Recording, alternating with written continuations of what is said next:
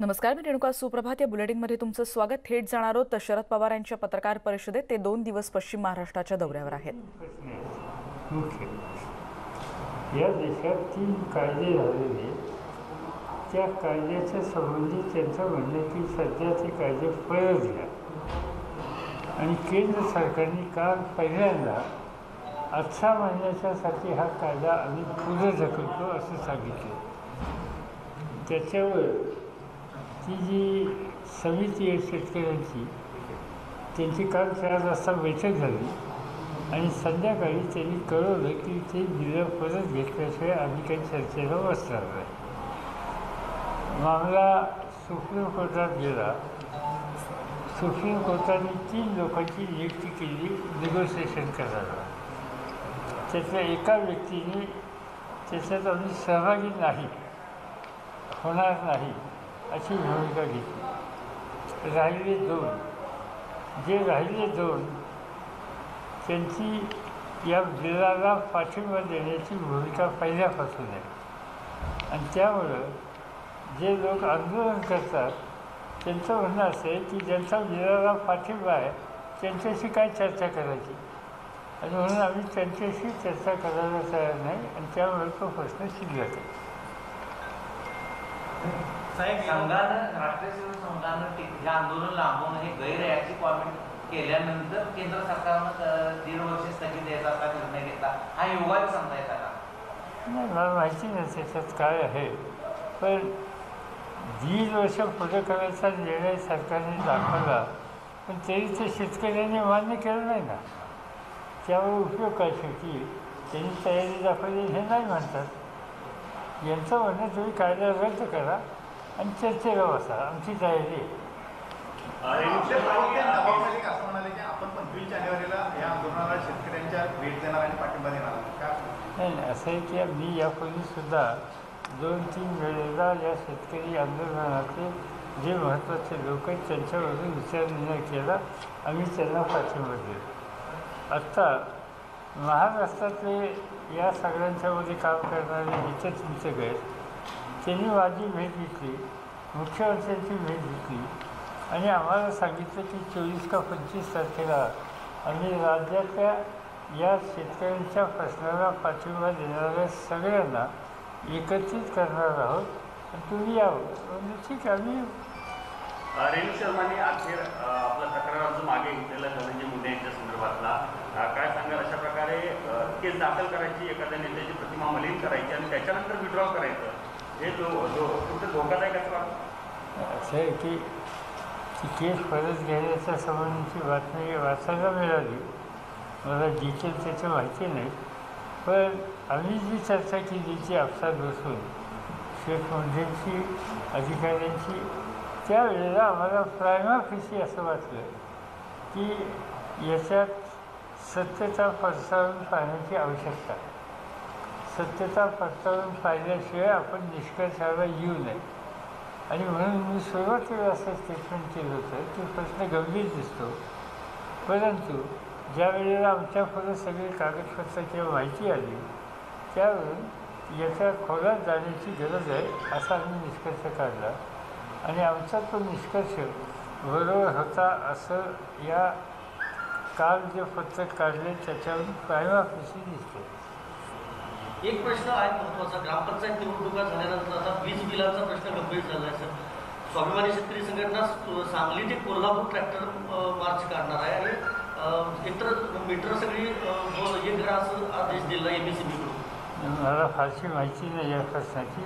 मी आज वर्तमानपत्रात बातमी वाचली की ऊर्जा खात्याच्या मंत्र्यांच्यावर अर्थ खात्याच्या मंत्र्यांची चर्चा झालेली आहे आणि पुन्हा आज का उद्या किंवा मंगळ काही बुधवारी कधी त्यांची मंत्रिमंडळाची बैठक आहे, त्याच्यात ती चर्चा करणार. त्याच्यावर एक्झॅक्टली मला माहिती नाही काय. साहेब, देशामध्ये कोरोनाची लस तयार व्हावी यासाठी आपल्याकडे देशात प्रयत्न सुरू आहेत. आपणही सातत्याने सेरूला भेट देऊन त्याची पाहणी करत होता आणि आता प्रत्यक्ष लस द्यायला सुरुवात झालेली आहे. तर अशा पातळीवर काही लोकांनी लस घेण्यास विरोध केलेला आहे. आपण काय सल्ला द्याल अशा परिस्थितीत? असं आहे की सिरम इन्स्टिट्यूट ही जगमान्य इन्स्टिट्यूट आहे आणि या जगमान्य इन्स्टिट्यूटनी याला पर्याय शोधायला यश मिळवलेलं आहे आणि त्यामुळं त्याचं समर्थन प्रधानमंत्र्यांनी सुद्धा केलं. आता या बाबतीत तज्ज्ञ जे आहेत त्या तज्ज्ञांचं म्हणणं सिरम इन्स्टिट्यूटच्या प्रॉडक्टबद्दल अनुकूल आहे. हे समजल्याच्यानंतर मी काय त्याच्या भाष्य करणार, आपण काही तज्ज्ञ नाही आणि त्यामुळे ते आहे. फक्त कालचा जो प्रकार आहे तो चिंताजनक आहे. एके ठिकाणी आग झाली, पण ती आग जी लागली प्रत्यक्ष सिरम इन्स्टिट्यूटमध्ये जिथं हे प्रोडक्शन करतात त्या जागेपासून 5 किलोमीटर लांब दुसरी फॅक्टरी तिथेही आग लागलेली आहे. पवारसाहेब, ज्या पद्धतीनं नेत्यांवर आरोप होतात, त्यानंतर त्यांच्या भ्रष्टाचाराचे आरोप केले जातात, कुठेतरी काहीतरी करून महाराष्ट्रातलं सरकार पाडायचं अशा प्रकारचं षडयंत्र जे आहे ते वारंवार समोर येताना दिसत आहे. आपल्याला काय वाटतंय की हे सरकार किती मजबूत आणि त्याचबरोबर किती लॉंग टर्म चालेल? विरोधकांना काय सांगेल? हे सरकार 5 वर्ष चालेल त्याच्यात काही सरकार नाही. हे अखंड प्रयत्न पहिल्या दिवसापासून आहेत, दिल्लीपासून आहेत, मुंबईचा आहेत, पण त्याचा काही परिणाम होणार नाही. ज्यांनी आरोप केलेले होते तेच नेते म्हणतात का आता रेणू शर्माच्या विरोधात तुम्ही दाखल करा, म्हणजे कुठेतरी दुखवटी भूमिका दिसते. आता असं आहे की म्हणजे ते दोन्ही बाजूंनी आरोप करतात. पहिल्यांदा मुलींच्या विरुद्ध केली, आता ते दुसऱ्या व्यक्तीच्या विरुद्ध केले. मला असं वाटतं की याचं इन्व्हेस्टिगेशन पोलीस खातं करत आहे, त्यांना त्यांचं काम करून द्या. त्यांचा जो निष्कर्ष येईल त्यावेळेला आपण भाष्य करू. मराठा आरक्षणाचा एक गंभीर प्रश्न असताना सरकारमध्ये त्यामध्ये विसंवाद दिसताना दिसतोय. MPSC राज्य लोकसेवा आयोगानं परस्पर सर्वोच्च न्यायालयाचे हे प्रतिज्ञापत्र सादर केलं. हे असं धाडस कसं काय करू शकतात? 25 तारखेला त्याची तारीख आहे सुप्रीम कोर्टामध्ये आणि तारीख 25 तारखेला असल्यामुळं आज आपण काहीतरी त्याच्यावर बोलू, पण तो मामला कोर्टाच्या समोर आहे, न्यायप्रविष्ट म्हणजे आम्ही काही त्याच्यात पडत नाही. पण देशातले उत्तमात उत्तम वकील राज्य सरकारने त्यासाठी उपलब्ध करून दिलेले, त्यांच्यामार्फत ही केस योग्य रीतीनं मांडून त्यांना न्याय देण्याच्या संबंधीचा प्रयत्न आहे. दक्षिणेतल्या राज्यांच्यामध्ये 7% पेक्षा सुद्धा जास्त आरक्षण दिलं असताना तिथं सुप्रीम कोर्टाने स्थगिती दिली नाही आणि इथं स्थगिती दिली आणि म्हणून राज्य सरकार या प्रश्नाच्या संबंधी उत्तम वकिलांना घेऊन आपली केस सुप्रीम कोर्टात 25 तारखेला किंवा सरकारने उद्या कोर्टाने तारीख आणखी काही बदलली तर जी काय असेल त्या तारखेला मांडणार. सर, या संदर्भात ज्या ज्या नेत्यांनी नोकरबंदीची घोषणा केली त्या त्या नेत्यांच्या जिल्ह्यामध्ये आंदोलन या आरक्षणासंदर्भातला आणखी तीव्र होतोय, तर याबद्दल तुम्ही नेत्यांना काय सांगणार आहात? मी काही सांगणार नाही, कारण मला माहिती लोकांत भरती वगैरे या सगळ्या गोष्टी आम्ही बघत नाही. आहे मुख्यमंत्री आहेत, मंत्री आहेत, कृषी साहेब आहेत, हे काम यांचं आहे. राज्यपाल नियुक्त आमदारांच्या नियुक्ती रखडलेली आहे, राज्यपालांच्या सही केलेले आहे, मंत्रिमंडळाला प्रस्तावातून 3 महिने झालेले, त्यावरती आपण काय असं याचा मला गेल्या 50 वर्षाचा अनुभव असा आहे की गेल्या 50 वर्षात राज्यपालांच्या संबंधी मुख्यमंत्र्यांनी मंत्रिमंडळाची संमती घेऊन प्रस्ताव दिल्याच्या नंतर आजपर्यंत तो प्रस्ताव कधी नाकारला नाही आणि त्यामुळे इथं एक काहीतरी वेगळं घडलेलं आहे. बघूया आता काय होतं ते. राज्य सरकारनं भाजपच्या काही नेत्यांची सुरक्षा काढल्यानंतर त्यांना केंद्र सरकारचा राज्य सुरक्षा पुरवणार आहे, तर निश्चित राजकारण केंद्राकडून सुरू आहे वाटतं.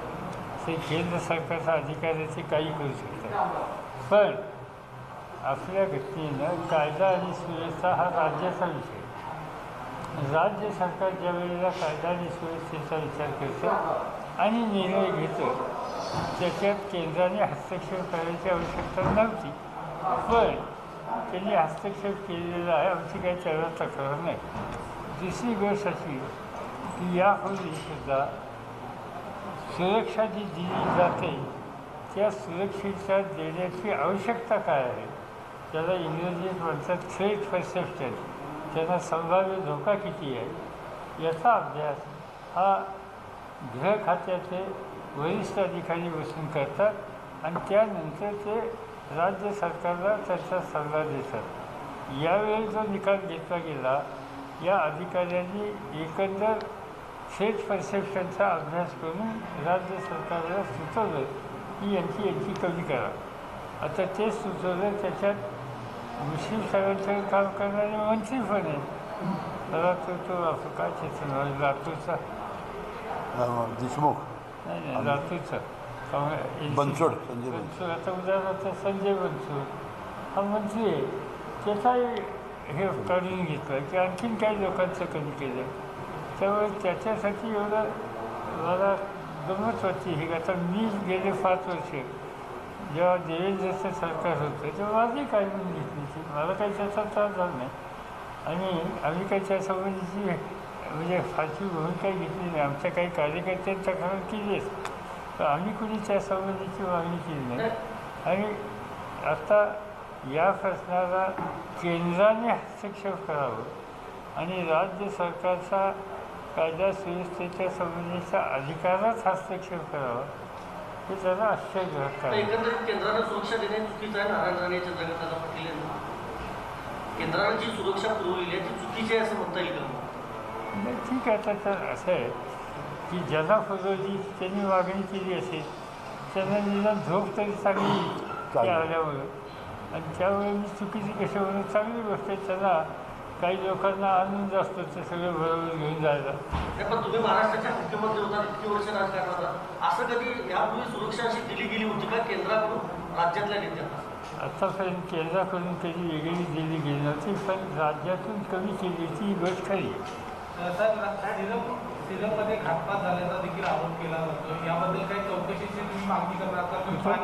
सिरममध्ये आग लागल्याची घातपातचा शक्यता व्यक्त केली जाते. असं आहे की आपण आज बोलणं बरोबर नाही, पण सिरम इन्स्टिट्यूट आणि तिथं काम करणारे तज्ज्ञ आहेत, शास्त्रज्ञ आहेत, त्यांच्या प्रामाणिकपणाबद्दल आम्हाला यत्किंचितची शंका नाही. हा ॲक्सिडेंट. जयंत पाटील साहेबांनी परवा मुख्यमंत्री होण्याची इच्छा व्यक्त केली होती, उघडपणे व्यक्त केली होती. काय झालं काय संधी आहे का? काय संजय, उद्या मलाही वाटलं तर काय करू? मला कोणी करणार नाही म्हणून मी वाटत नाही. पवारसाहेब केंद्रामध्ये काँग्रेसमध्ये अध्यक्षपदाच्या हालचाली सुरू आहेत, त्याच्यामध्ये सुशील कुमार यांचं नाव सुद्धा चर्चेत येते, त्याच्याबद्दल काय बोलता येईल? आमच्या शुभेच्छा. आमचे सहकारी आहेत, महाराष्ट्रातील व्यक्ती त्या ठिकाणी येत आहे. ही जर बातमी तुम्ही दिलेली खरी असेल तर आम्हाला आनंद आहे. आमच्या शुभेच्छा. यावेळी साखरेचं उत्पादन आहे ते वाढण्याची शक्यता आहे, तर त्यामुळे साखरेचं उत्पादन यावेळी वाढण्याची शक्यता आहे, तर त्यामुळे काही संकट येणार आहे का? दराचं संकट येणार आहे का? किंवा नियोजन काय करायला पाहिजे? आम्ही त्याची बैठक घेतली वसंतदादा इन्स्टिट्यूटमध्ये. एक गोष्ट खरी आहे की यंदा ऊसाचं उत्पादन जास्त, पुढच्या वर्षीसुद्धा ऊसाची लागवड जास्त आहे आणि त्यामुळे उत्पादन वाढेल. आता 2 पर्याय आमच्याकडे आले, डायरेक्ट इथेनॉल बनवण्याच्या संबंधीचं आणि केंद्र सरकारने इथेनॉलचे भाव चांगले केलेले येतात, त्यामुळे तो एक पर्याय आहे. आणि दुसरी गोष्ट अशी की ऊसाचा रस, रसापासून साखर केल्याच्या नंतर खाली राहील मोलॅसिस, त्यापासून इथेनॉल, मोलॅसिस प्रोसेस केल्यानंतर राहील तो फ्रेशमेल, त्या फ्रेशमेलमधून CNG हा जो आपण वर्षाचा गॅस देतो तशा प्रकारचा गॅस करणं शक्य आहे आणि ते यशस्वी झालेले आहे. त्यासाठी आम्ही महाराष्ट्रातल्या बहुसंख्य कारखान्यांची एक बैठक वसंतदादा इन्स्टिट्यूटला घेतली. मी हजर होतो, बाकी सगळे प्रमुख लोक हजर होते. आणि CNGसुद्धा कसं करता येईल, म्हणजे साखरी करू, इथेनॉल करू, CNG करू, या सगळ्या गोष्टी करून जे शेतकऱ्यांना किमतीच्या संबंधीचं संकट येण्याची शक्यता आहे त्यातनं मार्ग काढू असा आम्ही आत्ता एक निष्कर्ष काढलेला आहे. बघूया. त्याला पूर्ण एक प्रश्न आहे की मध्यंतरी साखरेचा भाव, खरेदी भाव जो आहे, केंद्र सरकार खरेदी साखर करते खरेदी, तर त्याचा 33 रुपये 35 करण्याची मागणी राज्य साखर संघानं केली होती आणि केंद्र सरकार आता त्याबद्दल काहीच बोलायला तयार नाही. FRP देणं शक्य होणार नाही. केंद्राने ऊसाची किंमत ठरवली, आमची काही तक्रार नाही, चांगली गोष्ट आहे. परंतु साखरेच्या किमतीच्या संबंधीचा विचार त्यांनी केलेला नाही. त्यांनी इथेनॉलची किंमत वाढवली, पण साखर शेवटी साखरेला रास्त किंमत मिळाल्याशिवाय FRP देणं कुठल्याही कारखान्याला शक्य होणार नाही. ही वस्तुस्थिती आम्ही केंद्र सरकारच्या समोर मांडतो. जमलं तर पुढच्या आठवड्यातच मी स्वतः दिल्लीला जाणार आहे आणि याचे राज्याचे जे देशाचे जे प्रमुख आहेत सहकारी कारखानदारीचे, त्यांचं नाव जयप्रकाश दांडेगावकर, हे हिंगोलीच ना, हिंगोलीच्या कारखान्याचे प्रमुख आहेत. तर त्यांनी एक शिष्टमंडळ तिथे न्यायचं ठरवलं. त्याला आम्ही सगळेजण पाठिंबा द्या. आणि हे शिष्टमंडळ फक्त महाराष्ट्रात किंवा राष्ट्रवादीचं असं नव्हे, गुजरात आहे, बाकीची राज्य सगळे मिळून करतो. आता संपूया की साहेब, एकीकडे कृषी प्रक्रिया उद्योगाला प्रोत्साहन दिल्याचं चित्र केलं जाते, दुसरीकडे आपला पारंपरिक दूध उद्योग आहे, गुराळघरं वगैरे बंद व्हायला लागले, अगदी दुर्मिळ व्हायला लागले. गुळासाठी काय आपण करणार आहे? मी तर काय त्याचा अभ्यास नाही केलेला. साखरेच्या बाहेर अजून गेलो नाही. साहेब, एक प्रश्न शेवटचा आहे. 17 जानेवारीला हुतात्मा दिन झाला, तेव्हा राजेंद्र पाटील यड्रावकर बेळगावला जात होते सीमा प्रश्नात अभिवादन करायला. त्यांना अडवलं. आता एक शिंदेचा मात आहे, एका कानडी संघटनेनं महापालिकेसमोर लाल पिवळा त्यांचा ध्वज लावलेला आहे, तिरंगा असतानाही. काल शिवसेनेनं आंदोलन केलं. आज सीमा भागातले काही नेते तुम्हाला भेटलेले, काय यावर सांगा तुम्ही? हे काय आज नाही, आपण अनेक वर्ष आपण करतो. दरवेळी तिचं आंदोलन होतं. कोल्हापूरचा प्रेस कॉन्फरन्स होते. कोल्हापूरचा प्रेसचा सगळा वर्ग त्या आंदोलकांच्यामध्ये सहभागी झालेल्या लोकांना सहानुभूती व्यक्त करतात, पाठिंबा देतात. हे अनेक वर्ष चाललेले आहे. पुन्हा एकदा आता चालू आहे, बघूया काय होते.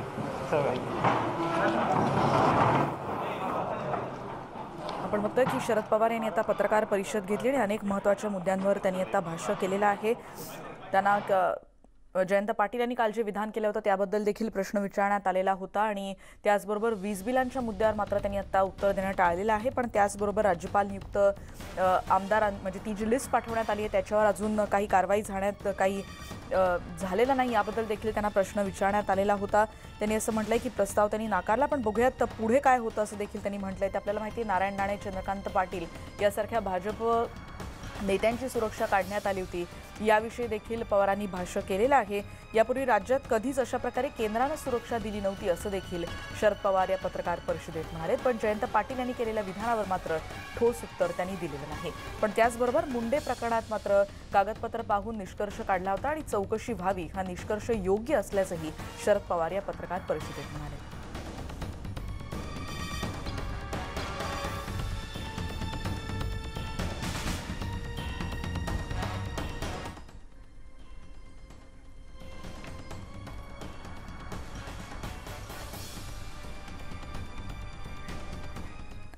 पुढची बातमी आपण बघणार आहोत. भंडारा जिल्हा रुग्णालयात लागलेल्या आगीप्रकरणी राज्य सरकारनं नेमलेल्या समितीनं अहवाल दिलाय आणि या अहवालानंतर आता काही महत्त्वाचे मुद्दे देखील समोर आले, त्यावर देखील आपण नजर टाकणार आहोत.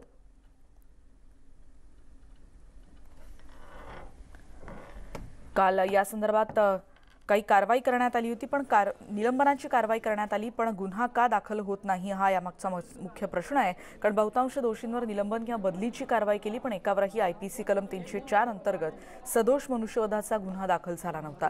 मुख्यमंत्री उद्धव ठाकरे यांनी जेव्हा भंडारा रुग्णालयाची पाहणी करण्यासाठी ते गेले होते तेव्हा सदोष मनुष्यवधाचा गुन्हा का दाखल केला जाऊ नये असं खुद्द मुख्यमंत्र्यांनीच म्हटलं होतं आणि त्यामुळे अजूनही गुन्हा का दाखल होत नाही असा प्रश्न आता उपस्थित होतोय. नेहमीप्रमाणे सरकारी अधिकाऱ्यांकडून अन्य सरकारी अधिकाऱ्यांना वाचवण्याचा प्रयत्न आहे का, हा सवालही इथे उपस्थित होतोय.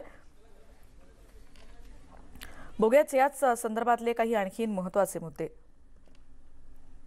आतापर्यंत कोणाकोणावर कारवाई करण्यात आली आहे तर सिव्हिल सर्जन सुनील खंडाते यांना निलंबित करण्यात आलंय.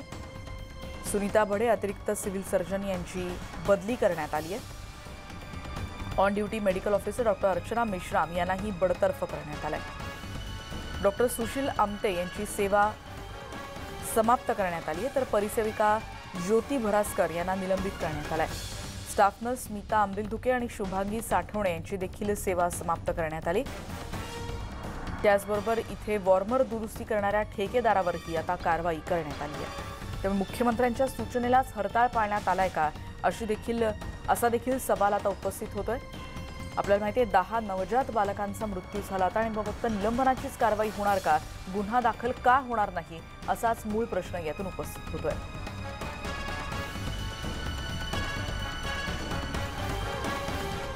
बघूया त्याविषयी आरोग्यमंत्री राजेश टोपे यांनी काय म्हटलं होतं. फॉरेन्सिक रिपोर्टच्या अनुषंगाने प्रामुख्याने शॉक ड्यू टू बर्न म्हणजे आगीमुळे 3 बालकांचा मृत्यू झाला असे रिपोर्ट आहेत. 7 बालकं जे आहेत त्यांचा रिपोर्ट असा आहे की सफोकेशन ड्यू टू म्हणजे जे काही धुरामुळे स्मोकमुळे जो काही सफोकेशन झालं त्यामुळे मृत्यू झाला. आणि या संदर्भात आपण अधिक बोलणार आहोत. आमचे प्रतिनिधी नरेंद्र मते आता आपल्या सोबत आहेत. नरेंद्र, आपण बघतोय की निलंबनाची कारवाई करण्यात आली, काही कर्मचाऱ्यांची सेवा समाप्त करण्यात आली, इथपर्यंतच कारवाई होताना दिसते. गुन्हे का दाखल होत नाहीयेत याविषयी काय म्हणणं आहे नागरिकांचं आणि त्याबद्दल कशा रीतीने रोष व्यक्त होतोय? आपल्या पार्टीचं नाव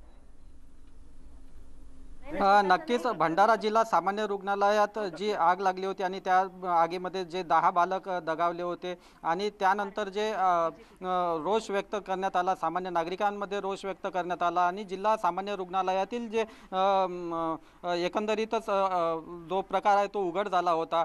त्यानंतर मात्र सगळ्यांनी जी मागणी केली होती की ते मनुष्यवधाचा गुन्हा दाखल करण्यात यावा आणि कठोर कारवाई करण्यात यावी, त्यावर मुख्यमंत्र्यांनी सुद्धा सुतोवाच केलं होतं, कारवाई करण्यात येईल असं सांगितलं होतं. मात्र काल जी कारवाई करण्यात आली त्यावर मात्र येथील जे RTI कार्यकर्ते आहे, विकास मदनकर आहेत, सामाजिक कार्यकर्ते प्रीती गोसेवाडे जे आहेत आणि व्यापारी आघाडीचे जे अध्यक्ष आहेत ते सुद्धा आहेत आणि त्यांनी सुद्धा या बाबीवर नाराजी व्यक्त केली आहे. आपण त्यांच्याकडूनच जाणून घेणार आहोत की त्यांना काय वाटते या कारवाईच्या संदर्भात.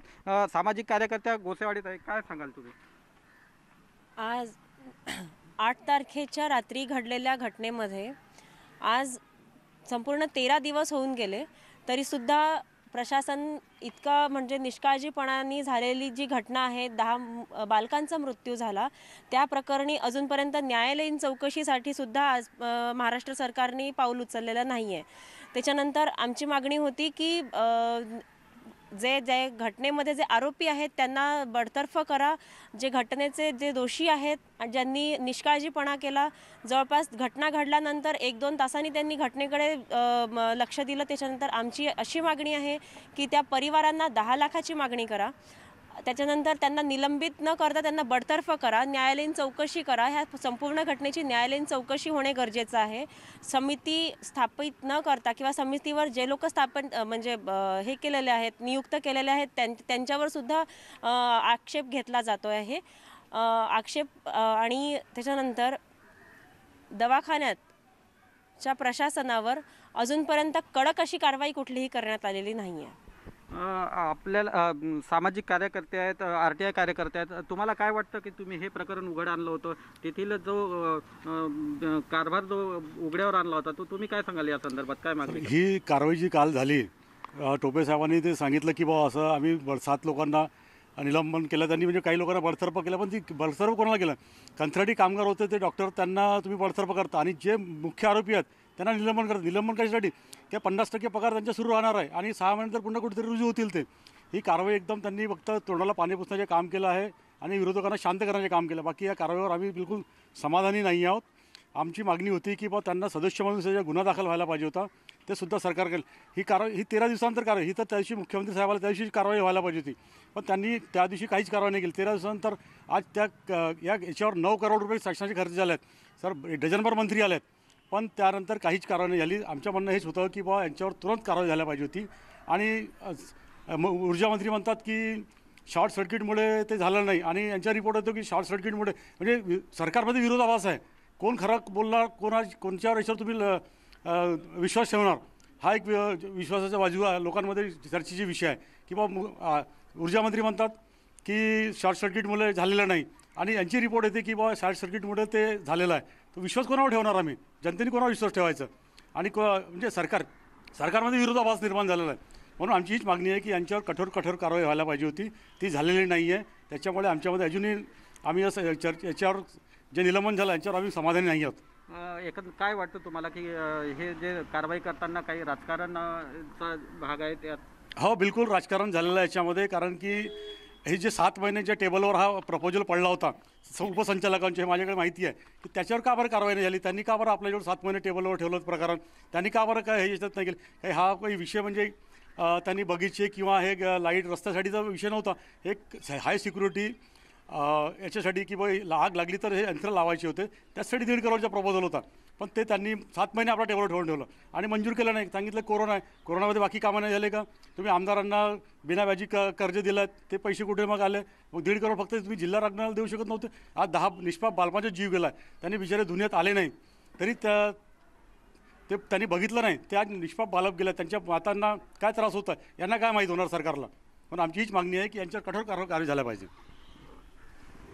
अगदी खरं आहे नरेंद्र, आपण बघतोय की अत्यंत कठोर कारवाईची मागणी हे सगळेच सामाजिक कार्यकर्ते आणि RTI कार्यकर्ते करताना दिसत आहेत. आणि म्हणूनच न्यूज 18 लोकमतचे हे सवाल आहेत की कोणते अधिकारी या सगळ्या कर्मचाऱ्यांना वाचवण्याचा प्रयत्न करतायत का, आणि मुख्यमंत्र्यांनी जेव्हा म्हटलं होतं आणि त्यांच्याच सूचनेला इथे हरताळ पासला जातोय का. धन्यवाद नरेंद्र या सगळ्या माहितीबद्दल. पुढची बातमी आपण बघणार आहोत. झारखंडमधल्या एका छोट्या गावानं 2 विशेष गट तयार केलेत. एका गटाच्या सदस्यांनी परिसराची स्वच्छता आणि हाताची स्वच्छता या दृष्टीनं काम केलंय आणि दुसऱ्या गटाच्या सदस्यांनी शौचालयाच्या मुद्द्यांवर लक्ष केंद्रित केलंय आणि या मुद्द्यांवर त्यांनी काम केलंय. आणि त्यातल्याच एका चिरुगुडामध्ये नेमकं काय घडलंय ते सांगणारा हा रिपोर्ट बघूयात.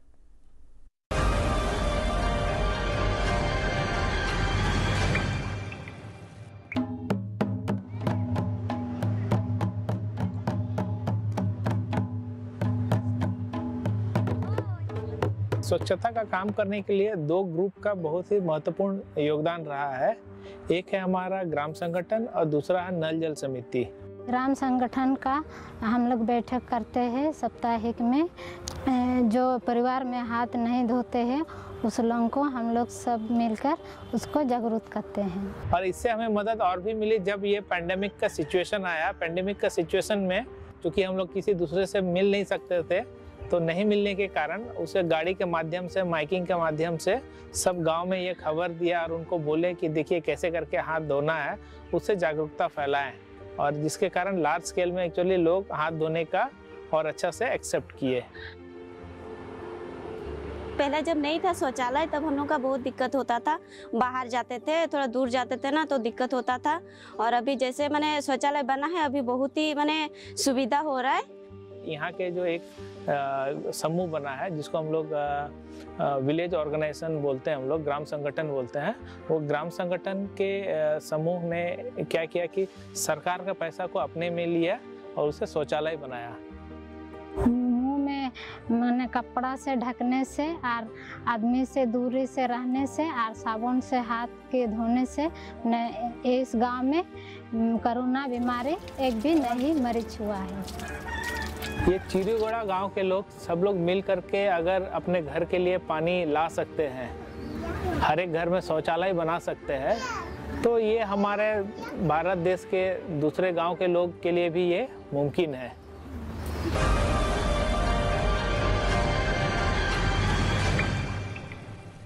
आणि रिपोर्ट नंतर एक ब्रेक घेऊन आपण परत भेटणार आहोत. पहा फक्त न्यूज 18 लोकमत.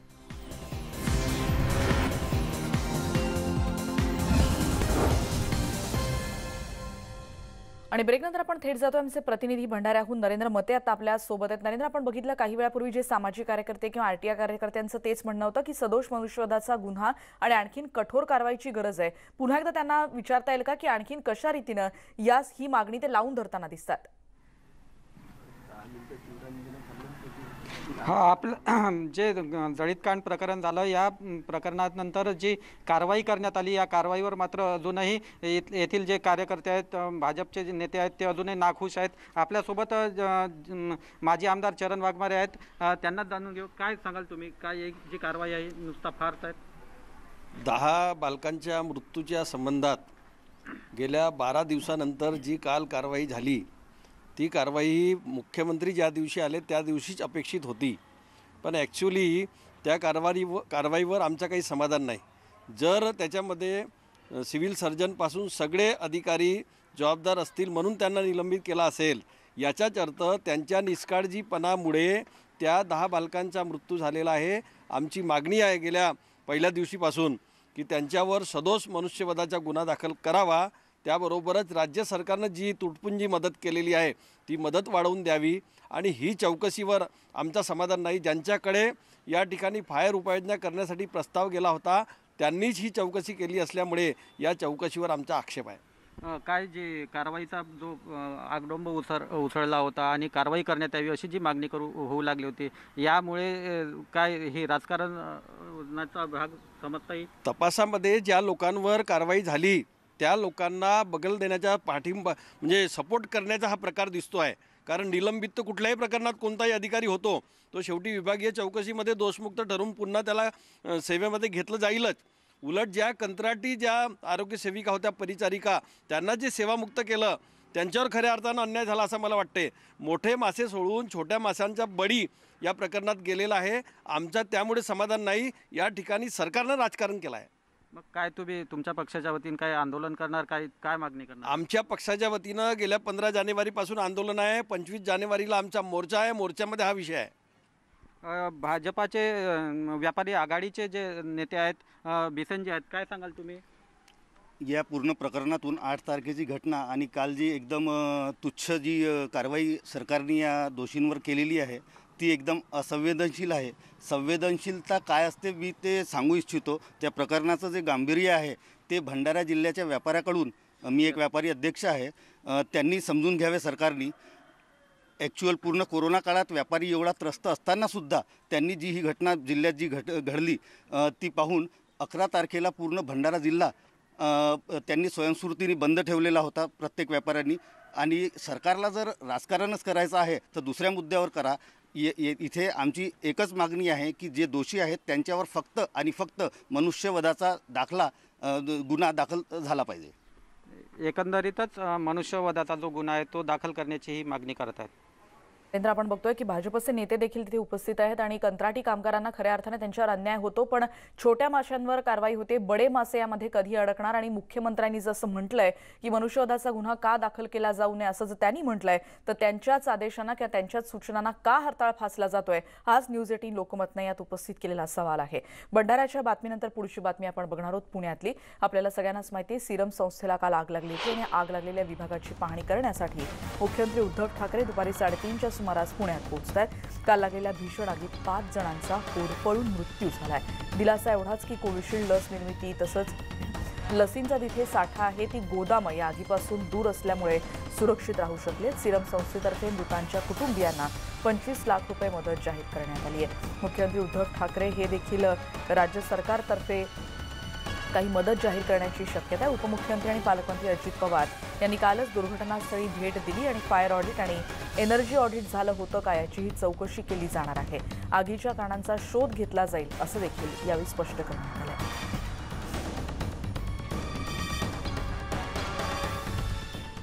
आणि या संदर्भात आपण बोलणार आहोत माहिती अधिकार कार्यकर्ते विवेक वेलणकर सर आता आपल्या सोबत आहेत. विवेक वेलणकर, आपण बघतोय की मदतीची घोषणा होते आणि कदाचित मुख्यमंत्री आज आणखी मदतीची घोषणा करतील, पण ज्याच्यामुळे ही घटना घडली त्याच्या उत्तरावर मात्र कोणीच काम करत नाही आणि तोच खरा मूळ प्रश्न असं वाटतं आपल्याला.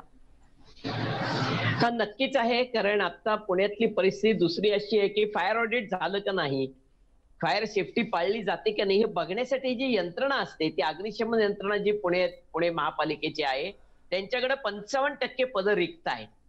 910 पैकी फक्त 400 पदं भरलेली आहेत आणि त्यामुळे ती यंत्रणा आग विझवायच्या कामाला सुद्धा पुरेशी पडत नाहीये. तर आग लागू नये म्हणून करायच्या उपाययोजनांना fire audit, fire safety audit याच्या करण्यासाठी त्यांच्याकडे मॅनपॉवरच नाही. आणि हे फक्त मंत्रालयात बसलेल्या बाबूंमुळे झालेलं आहे, कारण त्यांच्या भरतीसाठीचा जो प्रस्ताव आहे ती जी नियमावली आहे ती 2018 पासून मंत्रालयाच्या UD मिनिस्ट्रीमध्ये फक्त सहीसाठी पडून आहे. आधीच्या सरकारने 18 महिने काढले, या सरकारने 15 महिने काढले. फक्त मंत्रालयात एका बाबूच्या सहीसाठी जर हे अडत असेल तर पुण्यात अजून एखादा भंडारा होण्याची वाट हे लोक बघतायत का असं आता वाटायला लागलेलं आहे. अगदी विवेकजी, तुम्ही म्हणताय की फक्त एका अधिकाऱ्याच्या सहीमुळे इतका मोठ्या प्रमाणावर अभाव जाणतो आहे, म्हणजे किती संख्या आणि किती पदं रिक्त आहेत हे पुन्हा एकदा सांगाल जेणेकरून आपण त्याचं जे गांभीर्य आहे ते पुन्हा एकदा आपण प्रेक्षकांना सांगूयात की कशा पद्धतीनं इथे देखील अनास्था जाणवते. 910 पदं पुणे महापालिकेत आहेत आणि ती सुद्धा 2011च्या सेन्सस प्रमाणे कॅल्क्युलेशन आहे, 2021 प्रमाणे नाही. पण त्या 910 पदातली फक्त 400 पदं भरलेली आहेत, 510 पदं रिक्त आहेत आणि त्याच्यामध्ये उपमुख्य अग्निशमन अधिकाऱ्याची 3 पदं रिकामी आहेत. त्याच्यानंतर विभागीय अग्निशमन अधिकाऱ्यांची 3 पदं रिकामी आहेत. सहाय्यक विभागीय अग्निशमन अधिकाऱ्यांची 2 पदं रिकामी आहेत. अग्निशमन केंद्र अधिकाऱ्यांची 8 पदं रिकामी आहेत. सहाय्यक अग्निशमन केंद्र अधिकाऱ्यांची 18 पदं रिकामी आहेत.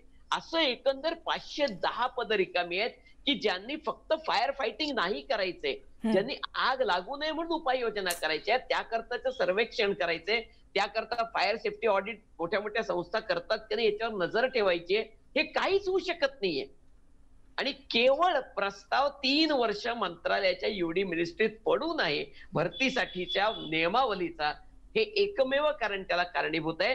तेव्हा खरे झारीतल्या शुक्राचार्य मंत्रालयात बसलेत, त्यांना पहिल्यांदा शिक्षा झाल्या पाहिजेत अशी आमची स्पष्ट मागणी. विवेकजी, पण एकीकडे आपण बघतोय की खरं तर शिक्षा कोणाला व्हायला पाहिजे, म्हणजे भंडारामध्ये देखील आता आपण बघतोय की तिथे देखील सदोष मनुष्यवधाचा गुन्हा दाखल नाहीच आहे. आणि आता जे सामाजिक कार्यकर्ते तिथे म्हणत होते की आगीमुळे 10 मुलांचा मृत्यू झाला, आणि ती मुलं पण नाही, लहान बाळं आहेत, त्यांच्या घरातल्या त्यांना काय वाटत असेल, त्यांच्यावर काय परिस्थिती असेल हा तर मुद्दा वेगळा, मदत जाहीर होईल. पण आपल्याला असं वाटतं की कदाचित इतक्या मोठी, म्हणजे इतकी सक्षम पदं आहेत, त्याच्यावर इतक्या मोठ्या पदावर जर कामं झाली असती तर इतकी भीषण घटना झालीच नसती. आणि त्याचबरोबर हा सगळा जो परिसर आहे तिथे देखील अशाच रीतीनं आणखीन अशाच पद्धतीने अंमलबजावणी होणं गरजेचं आहे. नाही, मुळात ही जी पॉलिसी आहे ना, भरतीची पॉलिसी, नियमावली, ही अख्ख्या महाराष्ट्राची आहे, ही फक्त पुण्याची नाही. बरोबर बरोबर. अख्ख्या महाराष्ट्रातल्या नगरपालिका, महानगरपालिका, ह्या सगळीकडच्या ज्या अग्निशमन दलातली पदं भरायची आहेत त्याच्यासाठीची नियमावली आहे. आणि 3 वर्ष पेंडिंग आहे. त्यामुळे कुठेही महाराष्ट्रामध्ये पदं भरली गेलेली नाहीत. त्यामुळे भंडाऱ्याचा जर हा हिशोब काढला तर कदाचित तिथेही मोठ्या प्रमाणावर रिक्त पदं सापडतील. आणि याला जबाबदार मंत्रालयातले शुक्राचार्य आहेत, आणि तिथपर्यंत दुर्दैवाने कोणी पोहोचतच नाहीये. विवेक वेलणकर, आणि हेच लोकांना लोकप्रतिनिधी म्हणून किंवा जनतेच्या काय समस्या आहेत हेच मांडण्यासाठी खरं तर त्यांची मंत्रालयापर्यंत ते पोहोचू शकलेत, आणि त्यांची नियुक्ती करणं खरं तर ते भान असणं गरजेचं आहे, त्याचा मात्र अभाव दिसतोय. अगदी बरोबर आहे. कारण अग्निशमन संचालनालय आहे महाराष्ट्राचं, त्यांनीही 2018 मध्ये नियमावली फायनलाइज केली आहे, आणि ते तज्ञ आहेत. मंत्रालयात बसलेले बाबू यातले तज्ञ नाहीत, पण तरी केवळ त्यांच्या सहीसाठी गोष्टी अडून पडतात 3 वर्ष, ज्याच्यात त्यांना काहीही कळत नाही अशा गोष्टीवर सुद्धा सही करायला 3 वर्ष घेतात. तर कसं कामकाज चालत असेल परमेश्वराला माहिती. अगदी, आणि त्याच्यामुळे 510 पदं भरली जात नाहीत, आणि त्याचा इतक्या मोठ्या प्रमाणावर त्याचा ताण या सगळ्याच आरोग्य व्यवस्थेवर जाणवतोय. सर, पण आणखीन एक महत्त्वाचा प्रश्न, ही सगळी जी यंत्रणा ज्याची तुम्ही म्हणतात की 510 पदं रिक्त आहेत, ती कशा रीतीनं काम करते आणि कशा रीतीनं इतक्या मोठ्या घटना रोखल्या जाऊ शकतात, म्हणजे त्यांचं काम किती महत्त्वाचं आहे हे देखील आपण पोहोचवू शकू.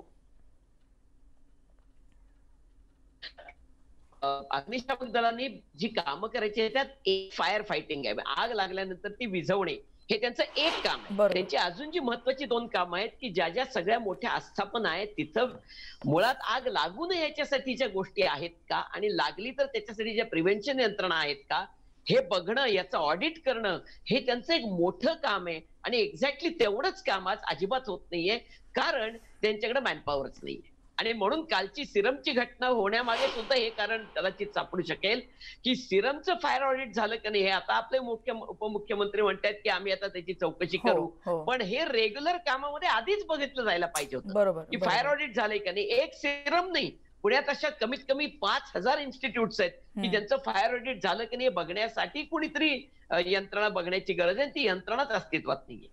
अगदी खरं, आणि ही अस्तित्वात नाही हे तुमच्यासारख्या तज्ज्ञांनी सांगायची गरज लागते. म्हणजे तुमचा अभ्यास एकीकडे वेगळा, पण हे तज्ज्ञांनी सांगितल्यानंतर आता तरी यांना जाग येणार आहे का, हाच मूळ प्रश्न आहे. एकीकडे स्मारक किंवा इतर मुद्द्यांवर राजकारण करतील, नामांतराचा मुद्दा आहे, पण जीवाशी जिकडे गाठ येते त्या मुद्द्यांवर मात्र इथे काही होताना दिसत नाहीये. धन्यवाद सर, तुम्ही हा मुद्दा उपस्थित केलात. आणि 510 पदं रिक्त आहेत, म्हणजे आपण जर विचार करू शकतो की अग्निशमन दल आणि संबंधित खात्यासंदर्भात युडी मिनिस्ट्रीकडे एका सहीसाठी या पदांवरची नियुक्तीच होऊ शकत नाही, इतका गंभीर प्रश्न या सगळ्यामुळे उपस्थित होतो आहे. यानंतर आपण एक ब्रेक घेऊन इतरही बातम्यांसह पुन्हा भेटणार आहोत. पहा फक्त न्यूज 18 लोकमत.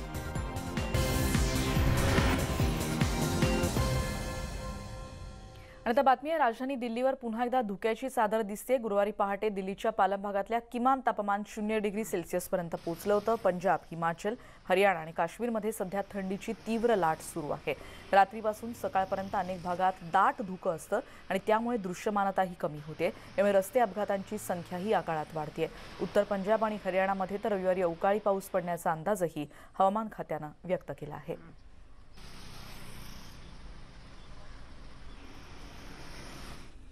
आणि बातमीनंतर या बुलेटिनमध्ये आपण इथेच थांबणार आहोत, पण जाताना आपण बघणार आहोत कोल्हापूर जिल्ह्यातल्या राधानगरी दाजीपूर अभयारण्यामध्ये रंगीबेरंगी फुलपाखरं मोठ्या प्रमाणात दाखल झाली आहेत आणि इथे असलेली फुलपाखरं विविध प्रजातींची आहेत आणि त्यांच्या सुंदर रंगांमध्ये नागरिकांचं मनही मोहून जात आहे. त्याची एक झलक.